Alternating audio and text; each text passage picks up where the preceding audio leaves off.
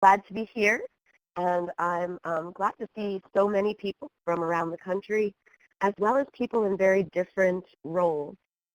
So just let me introduce a little bit about myself.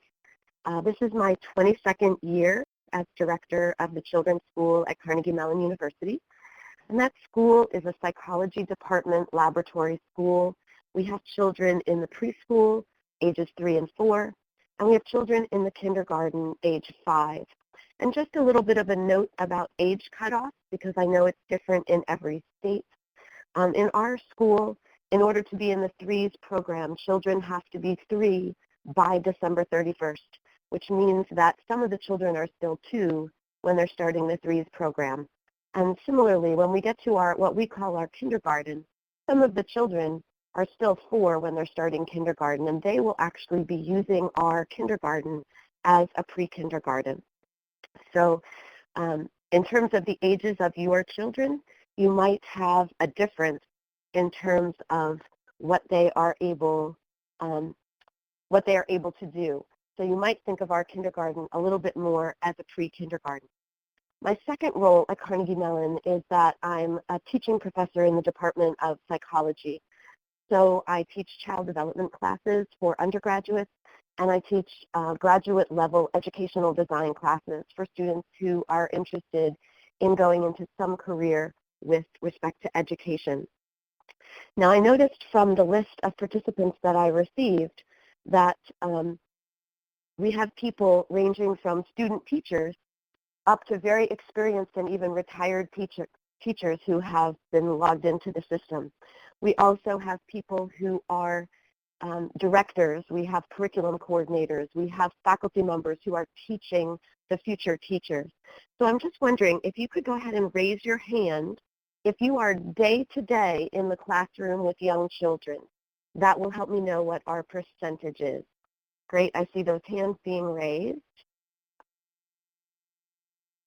And it's a very large number. Okay, wonderful. So it looks like I've lost my hand. Maybe Janice, you can help with that. It looks like a large number of the people on the call are those who are directly in the classroom, but I'll try to also speak to those of you who are faculty working with student teachers, because I really feel like the practice guide can be used in your teacher education classes. We are already using it in our developmental psychology classes to help undergraduates understand the process of learning math. So our goal for today is to really help you think about how to engage children in meaningful mathematics. That's why I've titled my slide this way. And that involves independent exploration, as well as some of the direct instruction that you'll want to be doing with the children, the projects that you might want to do with them, etc. And we're really going to focus on all domains of math. So I know that many people focus mostly on counting and other aspects of number and operation, but we're really going to consider all of them, and I tried to represent that here in the pictures that I'm showing. So in fact, the little girl in the top left is working on counting. She's using a number board with Unifix cubes that have sections for 1 through 10, but you'll notice that she's actually also creating a pattern with those cubes. The child who worked on that project before her did not make that kind of pattern, though did do all of the counting. We'll also be talking about the geometry aspects of math. You see a student there in the bottom right working with shape. We'll talk about measurements. We'll talk about data analysis. You see that in the bottom left picture. So we'll be talking about all 5 aspects of math. So as we think about the practice guide, Teaching Math to Young Children, I want to tell you a little bit about how that practice guide was actually created. So the goal is really to help educators capitalize on children's natural interest of math so that their experience can be more engaging and beneficial. So in order to do that, the IES, Institute of Education Sciences, creates a panel, and typically the panels have about 6 members, usually 4 researchers and 2 practitioners. So I served on the practice guide as one of the early childhood practitioners even though in fact I am also a developmental psychology professor. We also have a support staff working with us. It's about a 2-year process where we do a systematic review of the available literature. And I'll explain in a moment sort of how that literature gets chosen. But the basic idea is that it's an iterative collaboration between the panel and the support staff. The panel really taking our expertise and our experience and trying to find the recommendations that we view as sort of central to the teaching of mathematics. And the support staff then combing the literature to see whether those recommendations are actually supported by the literature that is actually out there. And we used a 2-decade period, the last 20 years before 2011, and we looked for literature broadly across cultures. So I think at this point we want to just take a quick poll and see how many of you really are familiar with the practice guide already, or how familiar are you with the practice guide? If you could take a moment and answer that poll. So far, it's a very small number that are very familiar. 2/3 are not familiar at all, and some are somewhat familiar. So I hope that by the end of today, you will feel that you're very familiar with the basic content of the practice guide, so that you can then start thinking about how it applies in your particular context. Thank you. Okay, so a key thing to understanding the practice guide is to understand the process of not only making the recommendations, but deciding on the levels of evidence. So your first look at this table probably says to you, oh my goodness, there are 5 recommendations, but there's not any one recommendation that has strong evidence. So let me address that issue before we even get started. So you'll see the recommendations there on the left. I will be reviewing all of them. But what we have to do in order to determine the level of evidence is cull the literature. And what's really important to note is that the studies have to focus directly on the recommendation as it is stated. And they can't do anything else or anything less. So we actually started with 2,300 studies, but only 78 of them met the standards of the Works Clearinghouse in terms of their research quality. And from those, only 28 even fit our specific recommendations. So, and if you download the practice guide, I believe that it's in the little box called Files that you should be able to see on your screen. You can look in the appendix, and especially those of you who are faculty, you might want to look at the studies. Those 28 studies would be excellent studies for your students to read, so that they can see sort of what's current and what's meeting the standards of research in early childhood mathematics.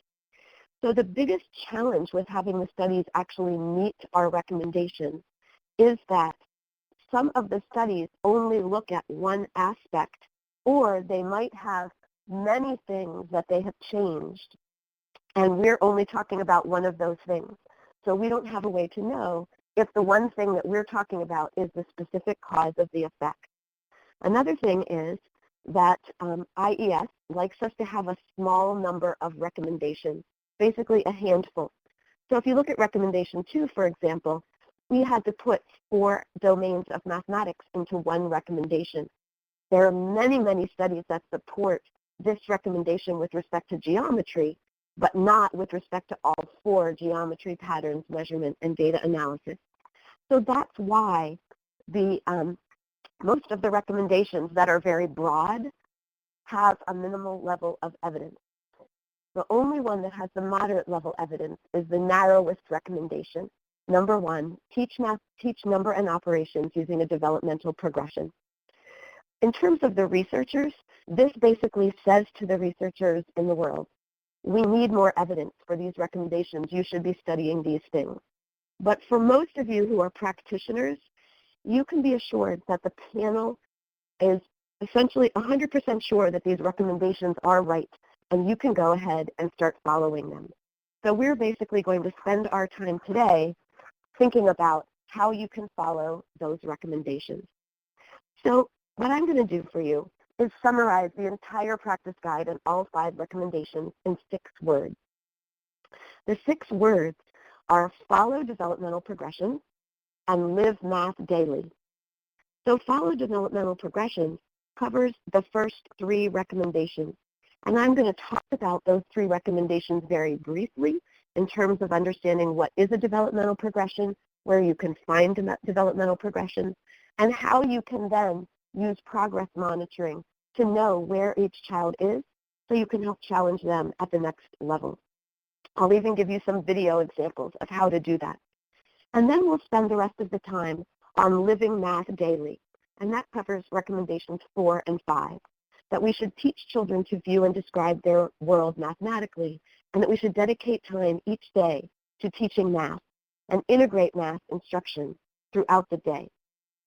So I think what we want to do at this point is find out what kind of a system you're going to be integrating this practice guide into. And the most important thing that we need to know is, do you have a specific curriculum that you are following, or are you able to develop curriculum to fit your specific needs in the classroom?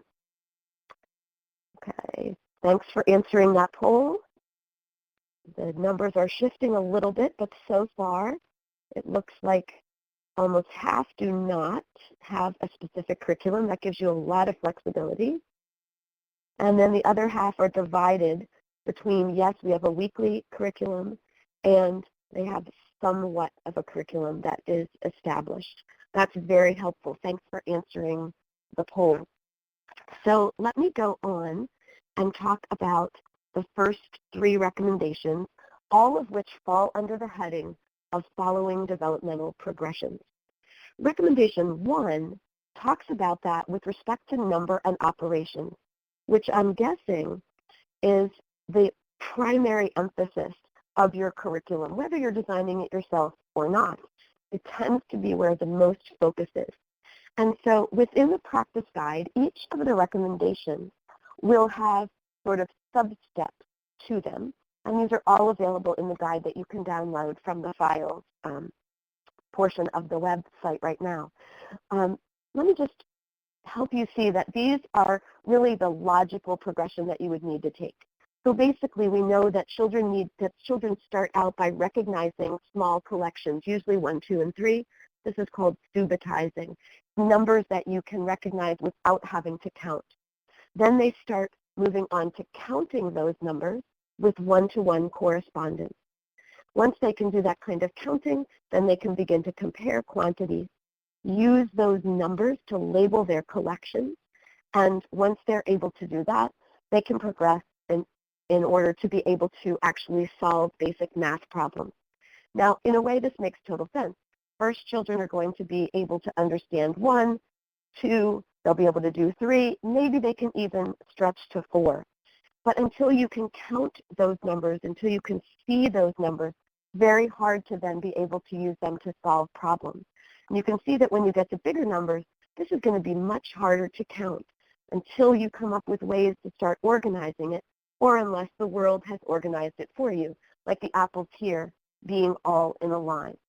So it's basically a natural progression that children have to use between the things that they can already see and the things that they will have to count, then being able to compare, label, and solve problems. Now, to emphasize that this actually applies also to older children, consider the case of varied representations of the number 6. You have the numeral, you have the word, you have your fingers being held up, you have tallies, etc. These are ways that you can represent 6, noticing 6 on the clock, 6 sides of a hexagon, 6 legs on an insect, etc.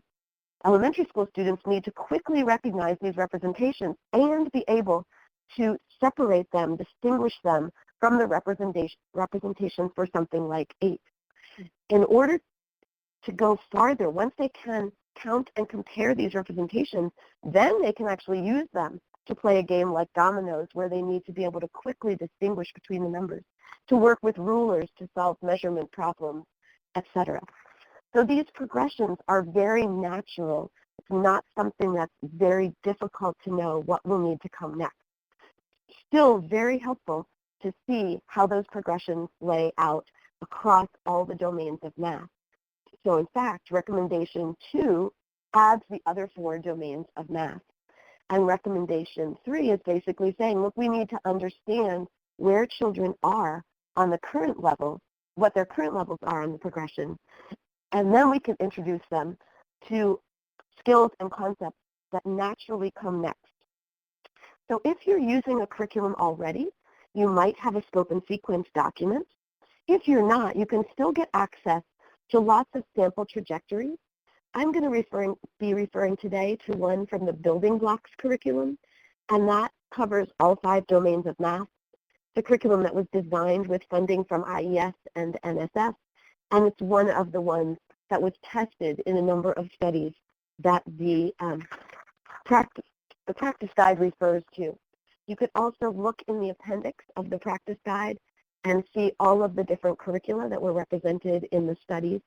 And IES is not recommending any one of these curricula. Today we're just going to use this one. I happen to use it in one of my classes at school, and it has some very helpful tables. But you can get much more information about these online. So at this point, I'm going to show you how these developmental progressions look. Thanks for making it larger for us, Janet. So each progression is one column in this table. So you can think about the age of the children with whom you work, and that's going to be what you see in that left column. And then you can see this particular table is all the different aspects of the number and operations trajectories. So all of these fit under recommendation 1, and you can see how the child would need to progress from a counter of small numbers to a counter of and producer of larger numbers all the way down. And if you got the full trajectory or have one in your curriculum, it would give you descriptions of each of these. I'm going to show you an example in a minute. Then if you check the next one, this is the trajectories for the other 4 domains of mathematics. So the geometry trajectories are all the ones that have to do with shape and spatial sense. That's the first 4 columns that you're seeing right now. And again, you can look at the age level of your children in your classroom and see where they would fit on this. The last 3 columns are the other 3 domains of math: measurement, patterning, and classifying and analyzing data. And what you would actually use this kind of a representation for, it's almost like a checklist of where the children are. Commonly, children will be at one level across the table, but not always. Children may be more advanced in one trajectory than another. And you can notice that this trajectory actually goes all the way up to age 8, because I'm sure you all know that your children are at multiple levels, and you may have some children that are very advanced, and you may have some children who are looking more like a younger child in their development. So then the question is, how can you actually assess children's development? And that's where we get to recommendation 3, which is called progress monitoring. What we really think here is that it's actually a pretty straightforward observation process that you can use, often with a natural situation, sometimes with a structured task, to reveal a child's level on a learning trajectory. And I'm going to give you an example of moving from level 5 to level 6 on that trajectory for counting, which is basically, it's not age 5, age 6. It's a little bit lower. It's actually age 3 to 4. And the particular issue is understanding cardinality, meaning that after you have counted, the last number that you counted is the number of objects in the set. I think Janice is going to get us some videos here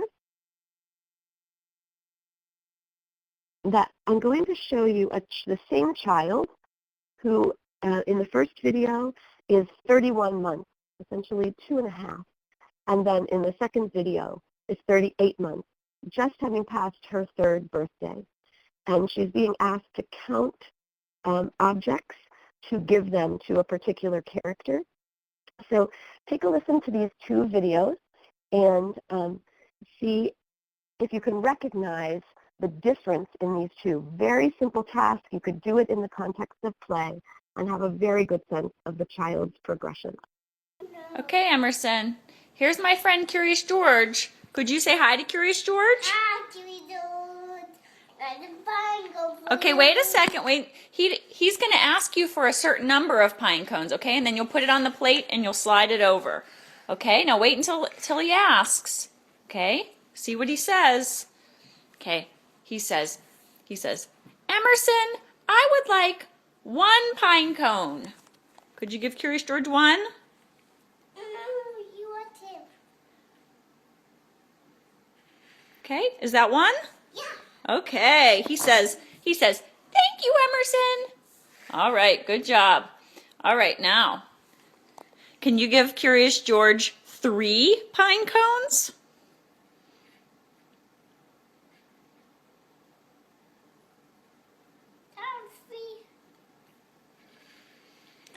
Is that 3? Yeah. Yeah, okay. He says, thank you, Emerson. All right. Can you give Curious George 4 pine cones? How far? How far? Oh, just do your best. How many do you think is 4? That's 4? Is that 4? 1, 2, 3, 4. Is that 4? No, that's 3, 4, 5. How many is that? 3. That's right. Can you give him 4?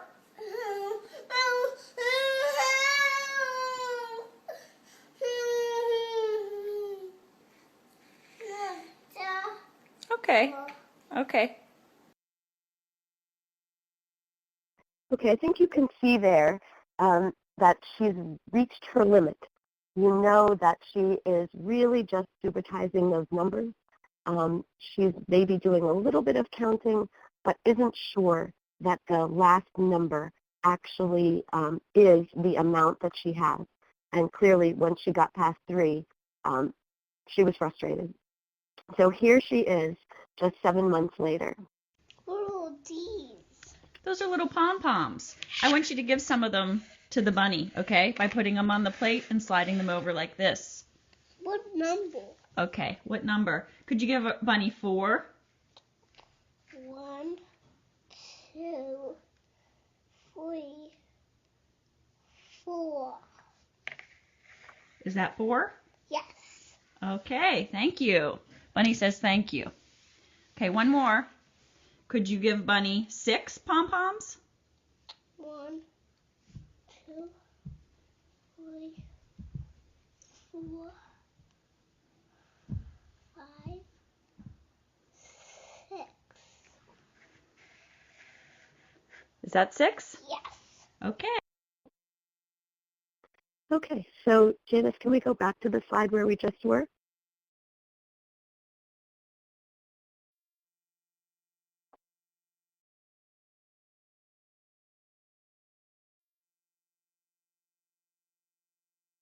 Great. So you just saw a progression from what the building blocks trajectory calls level 5 to level 6 in the counting progression of cardinality.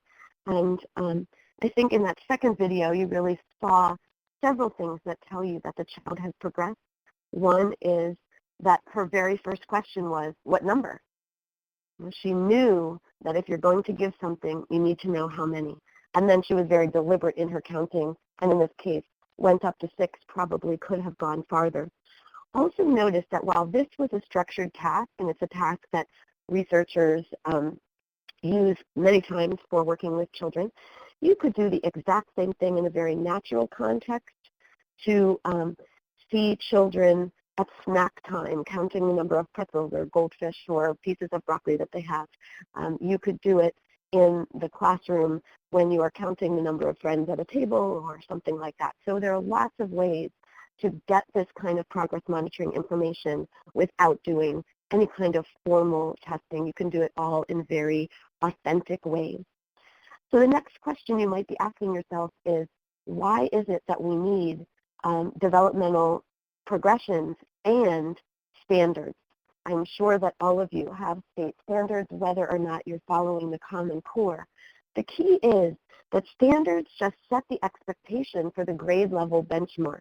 Where are you aiming by the end of the year? What the trajectories do is they emphasize the sequence of development to help you focus for each individual child relative to that benchmark. What am I going to have to do to help that child move to mastery of that grade level benchmark? The other thing is that the trajectories will help you challenge the children who are already above the expected standard for their particular grade level. Like the child you just saw in those videos is actually ahead of what would be predicted for her age. Now, her mother is a math researcher, so, that's not that surprising. But whether children are ahead or behind, you need to challenge them at the right level.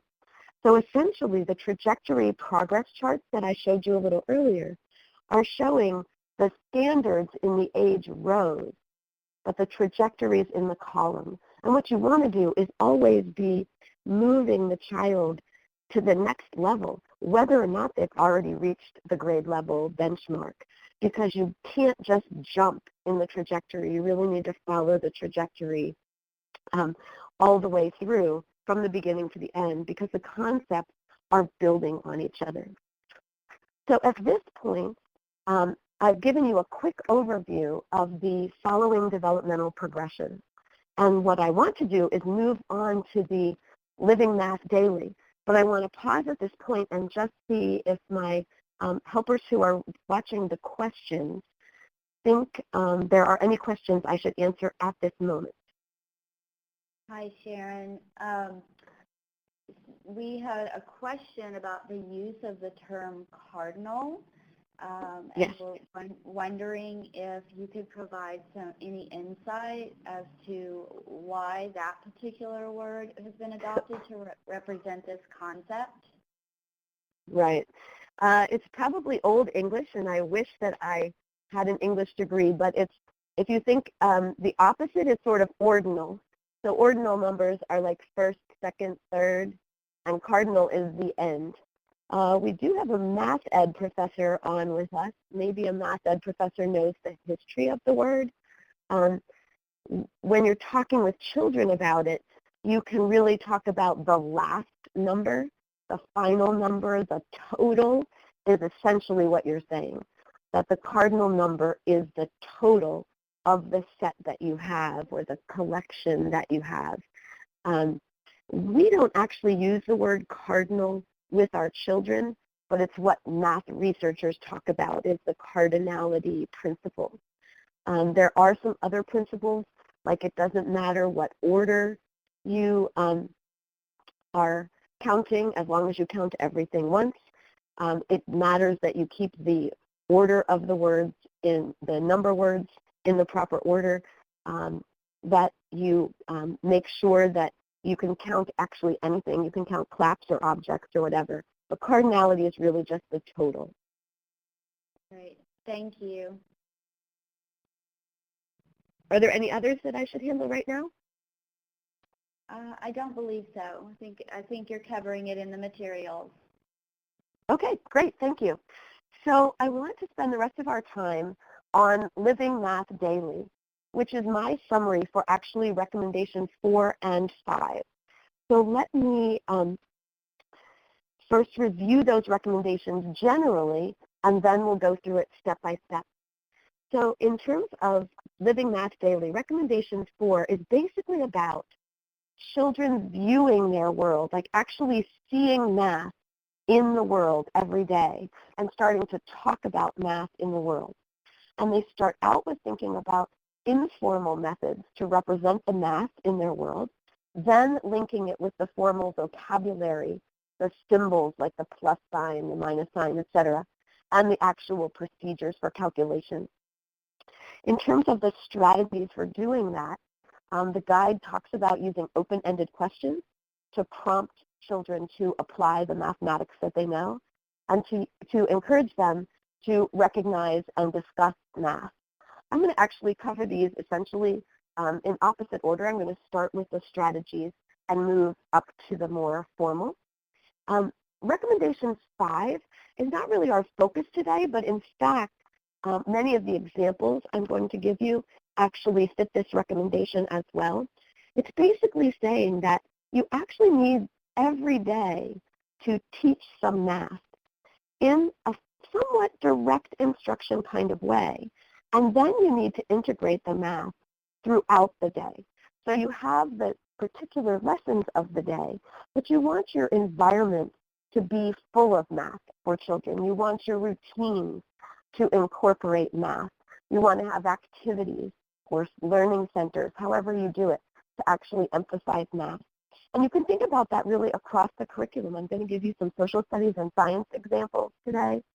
You also want to think about practice opportunities via games. That should actually say games. It turns out that board games are wonderful opportunities to get the practice that you need to automate these mathematics concepts and skills, and you can do that in a way that's very natural for children. So it's in keeping with the idea of making the mathematics meaningful to them and authentically integrated into their lives. So let's start with the last part of recommendation 4, which is the recognizing and describing math. I think about it as notice the math all around you. Now, I saw that we had some teachers of 3-year-olds. So basically my point here is that math is everywhere. Here is a birthday party for one of our 3-year-olds who was turning 3 in the fall. And when I think about the noticing math, what I encourage people to do is ask themselves the 5 questions that I have at the bottom of the slide. How many? What shape? What pattern? How big? And how frequent? These are really easy, very informal ways to start talking with children about math. So look at that picture and see all the different ways that we could be thinking about those numbers. Now, since I can't get you to actually tell me, you could put it into the chat box, but the basic thing is think how many. Well, gosh, we have 1 cup, 2 muffins, 3 candles, lots more things on the top of that cake. We could be counting in the room things that are behind her, like the jobs and who has that job, or no, that's actually different items for recycling, different types of recycling elements. When you look at what shape, we obviously have lots of circles in that space, lots of things that are round or cylindrical that you could be talking about. When you think about what patterns, you could be thinking about the patterns on the candles, which are basically A-B patterns. You look at the clothing that the child and the mom are wearing, also those patterns, one A-B, one looks like A-B-C-B-A, something like that. Then you start thinking about size. You could be measuring the candles. You could be measuring the cake, the circumference, the height, etc. And when you think about how frequent, you can start thinking about things like the little decorations on the cake. Are there some more frequent than others? Are there more red, more purple, more green, etc.? So just looking at a very common picture, you can see all kinds of math opportunities. You wouldn't necessarily take all of those opportunities, but you want children to think about how you are actually, how you can actually see the math in the regular world. Now, when we move on from there, we want to make it automatic. And in order to make it automatic, you have to practice it early, often, at school, and at home.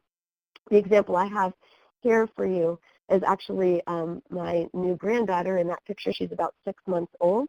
And just walking 100 feet from her house, there are a lot of things that we saw that could be related to math.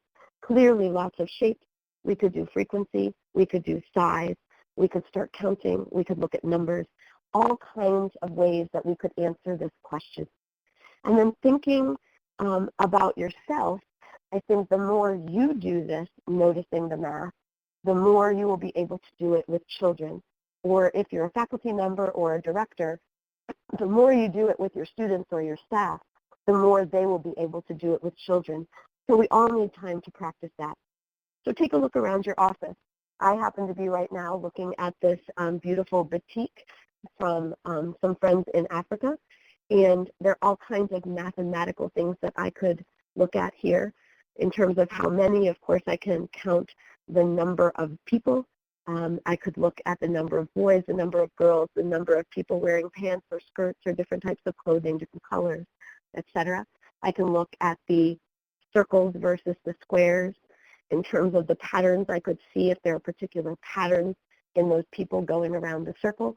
I could be measuring them. I could compare the continents that I'm seeing, etc. Here's another thing that I'm looking at right now, a piece of artwork in my office. Happens to be adult artwork, but it could equally well be in a school. You probably have lots of artwork, lots of rectangles here. We could talk a lot about size. We could talk about the fact that the arrangement of those rectangles actually gives us then something that's more like an oval. Obviously the clock, you have numerals, you have the shape of the clock. You could be starting to talk about telling time and counting in that way. So we start looking at what we can see in terms of mathematics. What is it that we want to highlight to our children? Same thing with looking outside. When I look outside my window, I see this beautiful new garden, lots of opportunities for counting in terms of the plants, the trees, the chairs, the tables, opportunities for looking at different shapes, regular shapes versus more irregular shapes, where you have various symmetries, things like that. You can start looking if there are patterns in the bricks or not, or in the tiles. You could look at how frequent the circles, there are circular tables and square tables. What's the frequency of those? We can do the data analysis, etc.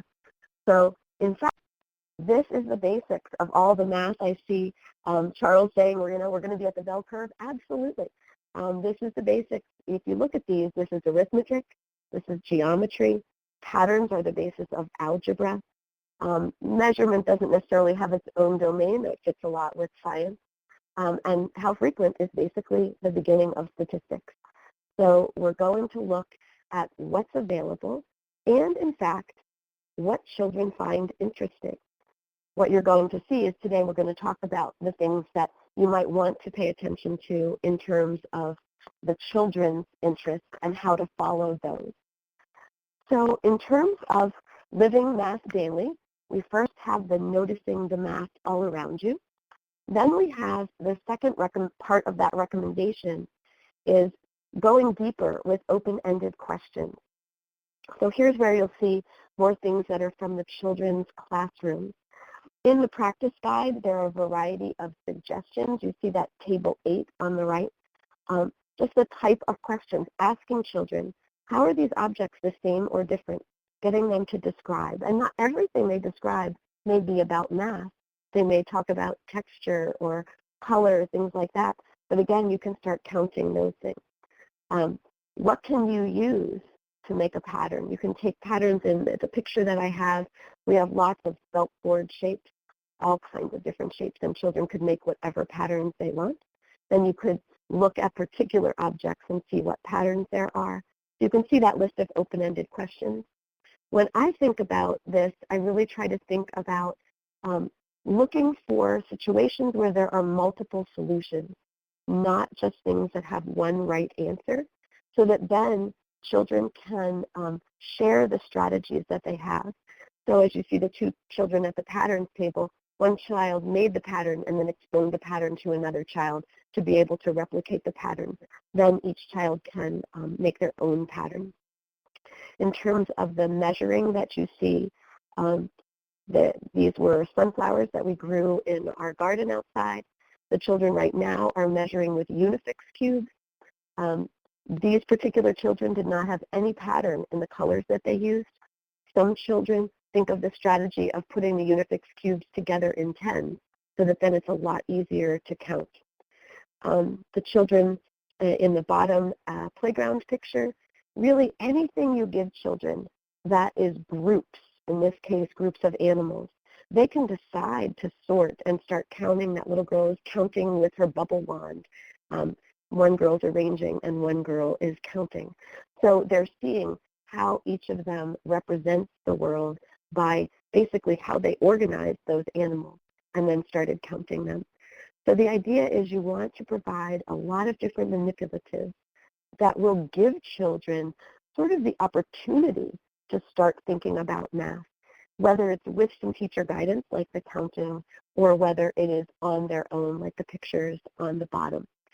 So all of these are ways that you can sort of give open-ended materials, ask open-ended questions that then will allow children to focus on the math that's interesting to them. Another way that we think about from the practice guide, starting with the informal, and thanks for making that bigger for us, is that you want to start with the words that children are naturally using for mathematics, and then move to the words that are the actual mathematics terminology. So take a look at that chart for a moment. So the concept of whole numbers, or the concept of equal, we're going to use those terms, but we start with the terms that are more part of common English, like the same number as, or the same as. We start with more, fewer, greater than, less than, before we talk about unequal. And you can see lots of examples there for the types of activities that you could be doing that would have children using these types of descriptors. Another example that's a classroom example is for basic sorting. So we just have huge collections of things that children can sort in different ways. These are just some sort of simple prompts that children get to make two sets. And then what we actually do is have children take a photograph of the sets that they make, and then they can talk about it during circle time or in a small group.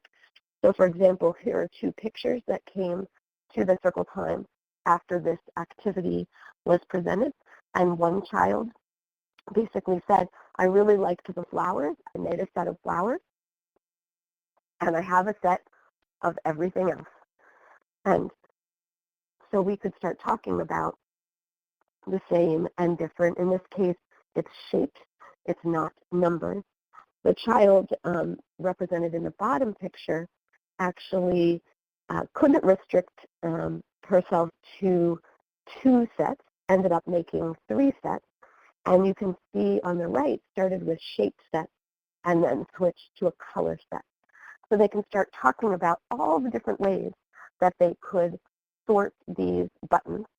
And depending on the level, depending on where you are in the year, what particular concepts you want to be teaching, you could extend this discussion of the sorting to teach specific counting principles. You could be focusing more on shapes. You could do it as a data analysis activity where you start graphing how many of which types we have, etc. So depending where you are, you can extend the activities in lots of ways, and that's one of the values of having open-ended activities. And then the fourth part of this recommendation is integrating the formal vocabulary when you see that children are ready for it. And we really emphasize here that you should do this pretty gradually so that the children are not overwhelmed. They can, in a very natural way, incorporate the terminology, the symbols, etc., into their language so that they build the familiarity and then will automate their understanding of the words, the symbols, etc. And there you can see some examples. These are all from the number and operations, but you could imagine the same type of chart with concepts from geometry or measurement, etc. You think about measuring, for example, starting with the more informal, like the unisex cube that you saw in the other picture recently, but then they could take that and then use an actual tape measure or something like that. The teacher could introduce them to the ways that they link the unisex type measurement with something that is a more formal measurement like tape measure. Here are a couple of other examples of beginning to move to the formal, where the child is actually not using the objects themselves to make the graph, but actually transferring what she is graphing onto the paper using a more abstract symbol. In this case, she's using an X, and she has the count going up the side and the colors on the bottom. Here's another example of a child who's already at the point of starting to think about the number system and recognize that the numbers, if you draw them in a 10 by 10 grid, will actually have a pattern to them.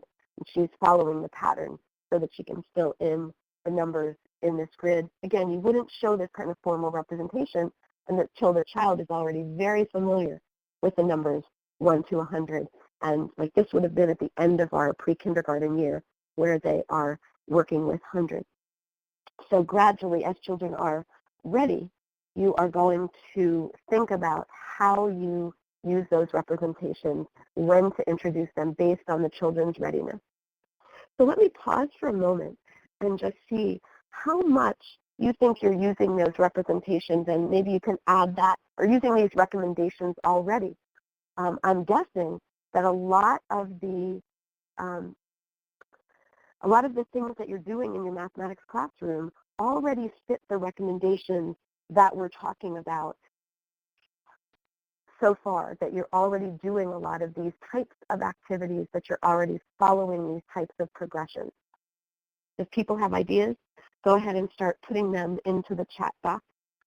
And then I'm going to move on to giving you some ideas about sort of taking things further, particularly in the area of a very open-ended kind of celebrations and collections. Okay, so we have people who are doing a lot with setting the table, lunch, snack, those kinds of things.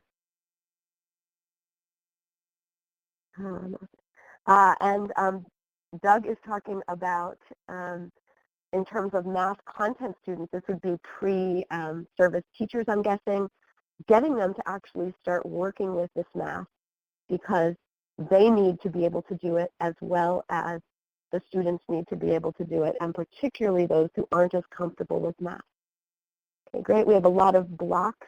We, in fact, did an entire unit on building, during which the children did an inventory of every block that we had in the classroom, all the different types of blocks, how many of each shape, all of those kinds of things. A lot of how many friends are there.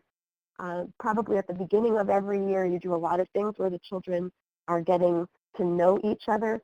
So you can do lots of things with the number of friends. You can graph all kinds of features of the friends, their birthdays, their hair color, etc. You can do all kinds of pattern games with friends. Lots of things about taking votes. Excellent. And yes, we're seeing lots of pre-service teachers are not comfortable with math. That's why I think this practice guide would actually be really helpful to them, because it breaks things down in a pretty straightforward way. Okay. And I see a lot of people saying there are issues about intentionality. So I think that's one of the real benefits here, is trying to help yourself be more intentional. And there are a variety of NACCE resources about being more intentional in general about teaching. I believe one book is actually called The Intentional Teacher. They have another book about early math that talks about the 5 domains and how to be more intentional about each domain of math within the program that you have. And definitely when we get together in June for the face-to-face, we'll be going into each domain of math with respect to each of the recommendations and giving you a lot of examples. Today we really don't have time for that. So I wanted to highlight some of the things that you may be doing and maybe not capitalizing on as much as you could. Now, I had a birthday picture earlier. And children, of course, love birthdays, but they love all kinds of celebrations. So consider highlighting math as they celebrate. And our favorite is 100 Day. Maybe you could raise your hand if you do some kind of 100-day celebration. I see lots of hands going up. So in the chat box, I'm going to encourage you to put your best 100-day idea.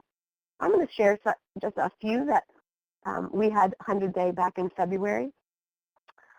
Excuse me. All of our classes use some kind of representation of the days. So here you can see a picture of circle time, and this happened to only be the third day of school. The child is putting the number 3 in the third space. Notice that also this class made their little tickets for each number also have a pattern. So the odd numbers are one color and the even numbers are another color. This is our kindergarten classroom, and they are using the 100 grid. You can also see an example of data analysis. Every day they have a question that has 2 answer options. At the beginning of the year, always yes and no.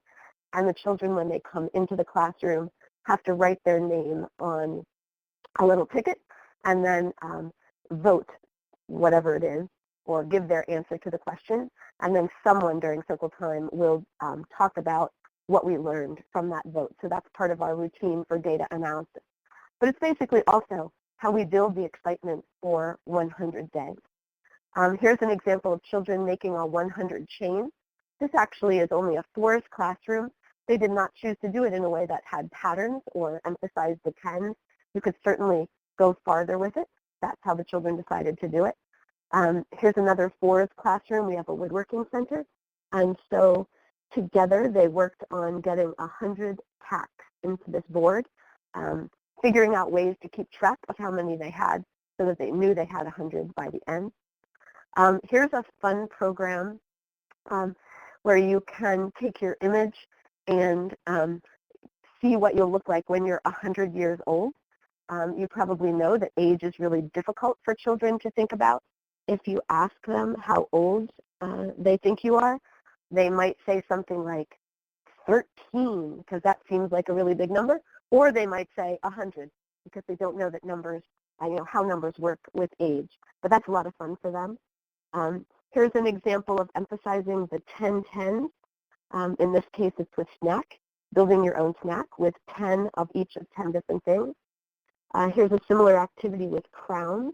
Actually, you can see one little girl building the chain, but another little boy there is wearing his crown. Each strip of the crown had 10 items on it, 10 stickers. And then here's another example of making 100 out of 10 sets of 10 dots. So we have lots of ideas. There are all kinds of ones coming up on the chat that you can also see.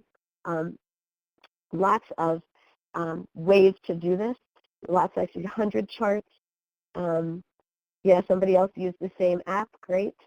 Also then connecting it with literacy, asking the child what they think they will look like when they're 100. Lots of chains, adding a chain each day. So you already have a lot of ideas for how to do this. You can also think about other celebrations. At our school, we're really downplaying a lot of the traditional holidays because we have a very diverse population. And so there are ways you could do a fall celebration, winter celebration, spring celebration, and just incorporate a lot of math into that celebration. I think your biggest possibility, though, is with collections. And I know that all of you will have a variety of social studies goals that you're meeting. For many of our social studies goals, we are emphasizing community. And so we emphasize ways that the children can connect with their community. Our particular campus has an enormous food drive in November, and so our school always participates in the food drive. And here you'll see children, we were trying to get enough cans to stretch all the way around our bicycle track. And what I want to emphasize here is how this ties back to the developmental progression. So all of the children from 3s all the way up to 5 were participating in this food drive. They all brought cans. They all helped with it. The younger children, maybe we emphasized with them just sorting by shape. You have things that come in cans that are the cylinder versus boxes, or we might have them help with small amounts of counting. But by the time they're at the 5, they're rising to the challenge of things like, wait a minute, how can we make these stretch around? We didn't have enough to get all the way around the bike path, but then they figured out that if you turned them on their sides, they would be longer and they would be able to reach farther around the path. So depending on the age, you're going to challenge them at the next level. You know where they are, and then use that collection to challenge them. Are we going to count them and then graph what do we collect more of, more vegetables, more fruits, more cereal, etc. You can go lots of ways with it. We also happen to live in Pittsburgh, where Fred Rogers is one of our heroes. And so every year we do a sweater drive in honor of Fred Rogers on his birthday. And in this photograph, it's the kindergarten class that was charged with sorting the sweaters, getting them ready to send to the place where we're donating them. And here you can see a great example of different strategies. So we asked the children to sort by size, and one of the children is using a very physical strategy to sort by size by aligning the sleeves and seeing how long the sleeves are. Another child, who happened to be a reader, is using the strategy of look at the label and see what the number is, and then put them in categories by the number in the label. I find that science collections are actually even more popular with our children, and we do units every year from physical science, from natural science, etc. Since we're talking with our friends in Arkansas, I picked here Arkansas course. Our children in the kindergarten also just did a unit on geology, so I'll show you that in a moment. You can also use artifacts. In this case, this is buttons, and they're arranged in a particular way. You could imagine, again, counting them. What kind of patterns can we make? What kind of shapes can we have, etc. I'm going to run with the more natural science kind of example, just because my kindergarten did just do this geology unit. So I spent a lot of time making rock collections from rocks that they could find around our region. You can see from their Rock Exploration Center that they had opportunities for sorting the rocks, for weighing the rocks, so that would fit into measurement. They also, we happen to have our school right down the street from the Natural History Museum, so we were able to borrow a set of rocks, and each child chose a rock for exploration and became the rock explorer. They were the geologist. You might not be able to read all of those elements depending on how big your screen is. Thanks for enlarging that for us, Janet. So there is a place for them to write what shape it is, whether they decided it was small, medium, or large.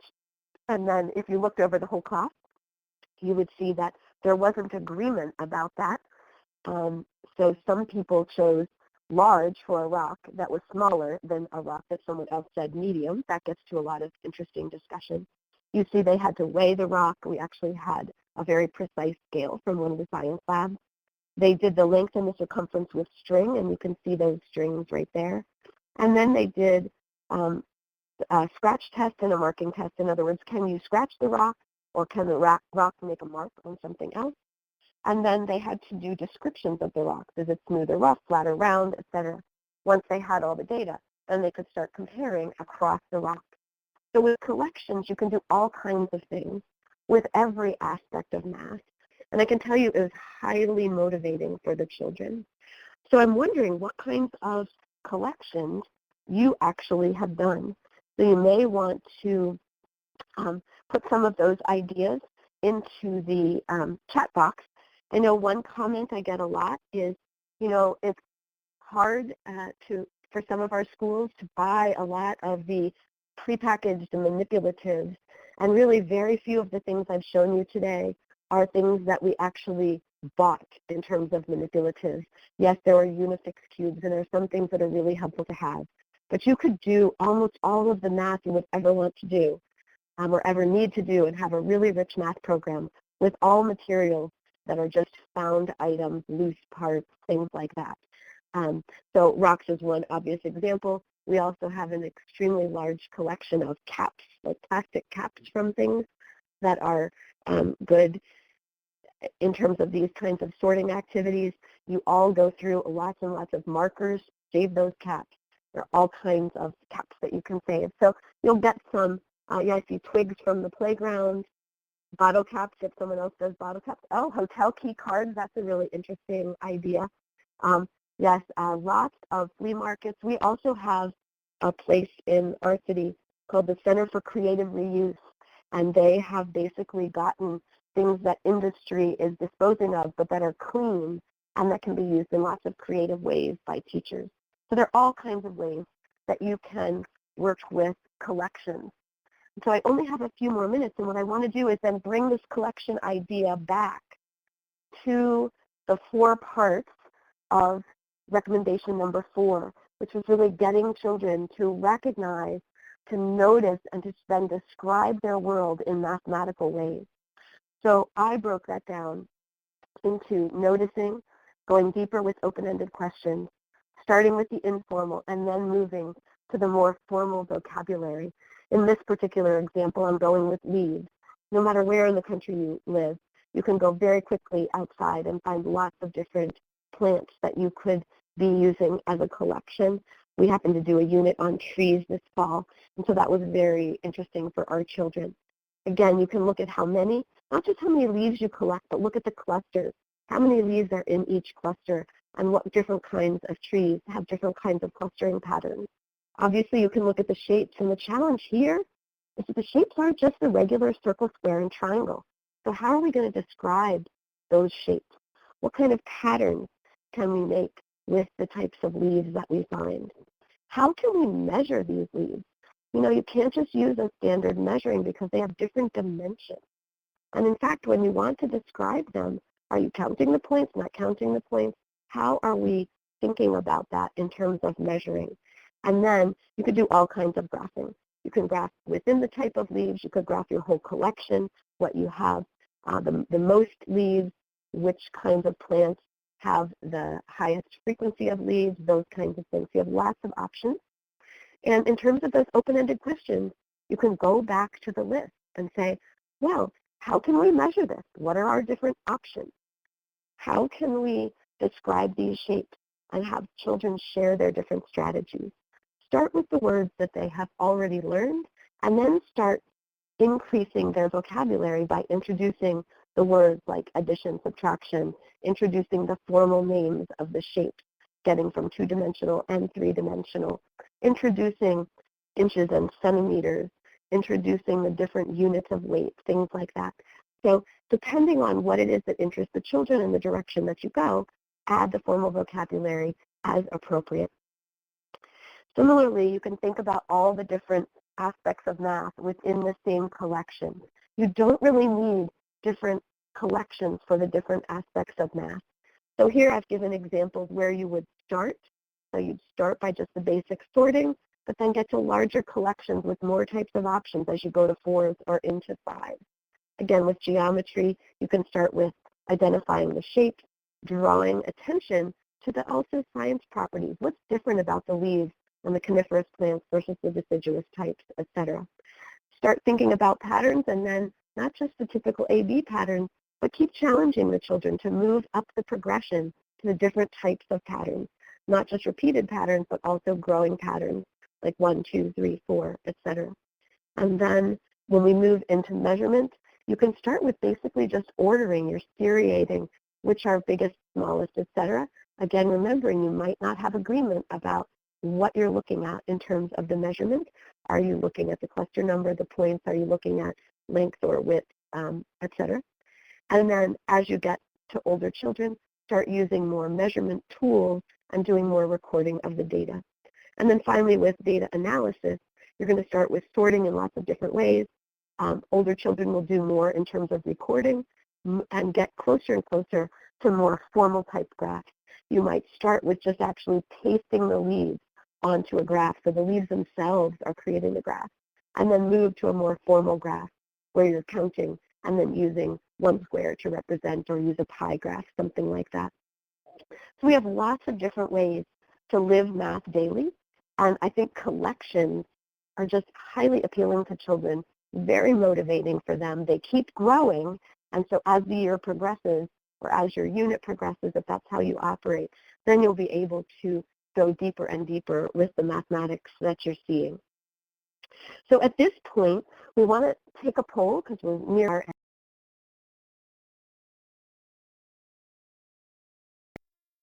end. How is it that, how consistent is this type of approach, using these recommendations with the approach that you're already using. And I see already people are registering. Great, very consistent. That's wonderful to hear. And almost no one, see that part, fortunately no one saying at this point that it's not at all consistent. And here again, I think we get back to that issue of seeing how it is that we want to be more intentional about the math so that in fact we do it more frequently and we do it more in line with where children are on the developmental progression. My friend, who is a math education researcher, has done a study where she looks at, she asks teachers how much math they do during the day. And teachers typically significantly overestimate the amount of math that they're doing. We think we're doing it, and when we actually look at it, when researchers actually come in and look at it, it turns out that the amount of math that's happening in especially preschool and pre-kindergarten classrooms, it's actually quite low in most places. So if we're more intentional and we integrate it more throughout our day in ways that are meaningful for children, then it's going to be